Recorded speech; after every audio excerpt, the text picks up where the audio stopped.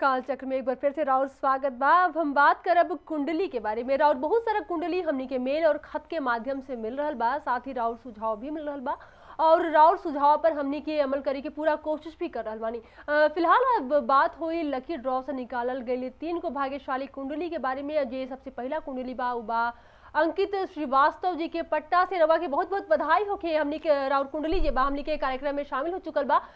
पंडित जी से अब पूछे कि अंकित जी के सवाल, पंडित जी अंकित जी के सवाल बा कि इनकर जो स्टडी बा ठीक से नहीं चल रहा, का कहना बराबर?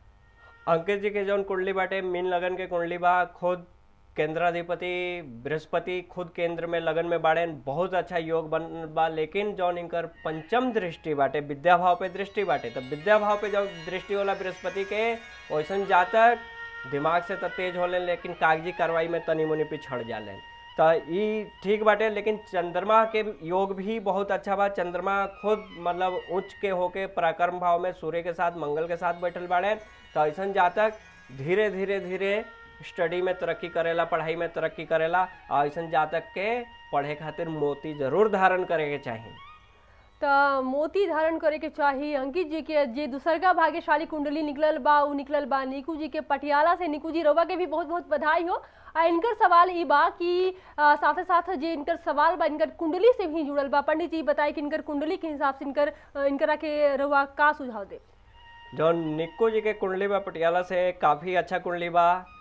धनु लगन के कुंडली बा, लगन में राहु बाड़ेन, तो ऐसे का होई कि थोड़ा सा काम धाम में भटकाव जरूर रही। और ओकरा अलावा 10वें भाव में सूर्य बाड़ेन, तो काम धाम में सबसे नौकरी तो होई लेकिन परमानेंट ना चली। कहीं भी नौकरी आपन व्यवसाय हमेशा खातिर सही रही, क्या कि 7वें भाव में केतु और शनि के जौन योग बाटे व्यवसाय की ओर ही प्रेरित करता और काफ़ी अच्छा रही। कुंडली बहुत अच्छा बाटे। और केंद्र में चंद्रमा के होखे से का होई कि कोनो घरेलू काम करी, व्यवसाय करी, अच्छा रही। नौकरी में रोरा बहुत ज़्यादा सफलता ना मिली निकू जी, कुंडली रो बहुत बढ़िया बा अपना काम खाते। तो व्यवसाय करे के चाहे निकू जी, जैसे कि पंडित जी रोबा के बताइनी हाँ। तेसर का जे कुंडली बा दरभंगा से बा रश्मि प्रिया जी के। रश्मि प्रिया जी रोबा के भी बहुत बहुत बधाई हो। इनकर सवाल भी इनकर कुंडली से बा। ये बताए कि इनकर कुंडली देखे रोबा के का समझ में आ रहा बा, का सुझाव बा? रश्मि प्रिया जी के जौन कुंडली बाटे काफ़ी अच्छा बाटे, लेकिन पारिवारिक जीवन खातिर बहुत अच्छा ना बोले वे कुंडली के।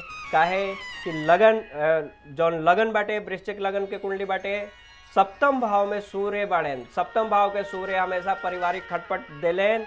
ओकरा अलावा मंगल खुद नीच के होके भाग्य भाव में बैठल बाड़ेन, जौन लग्नेश हवेन, लेकिन फिर भी मंगल अच्छा योग बना रहल बाड़ेन, भाग्य से प्रबलता दी हैं। लेकिन कष्ट बा खाली पारिवारिक जीवन में। ऐसा जातक कौनो क्षेत्र में अगर भाग्य आजमाओ, खासतौर पर राजनीति में, काहे कि यहाँ 10वें भाव में जो शनि के योग बनता है राजनीति की ओर प्रेरित करी। राजनीति हो गई, NGO हो गई, ए तरह के काम की ओर प्रेरित करी। ऐसा सामाजिक सेवा हो गई, ऐसा काम में ऐसा जातक खूब तरक्की करेंगे।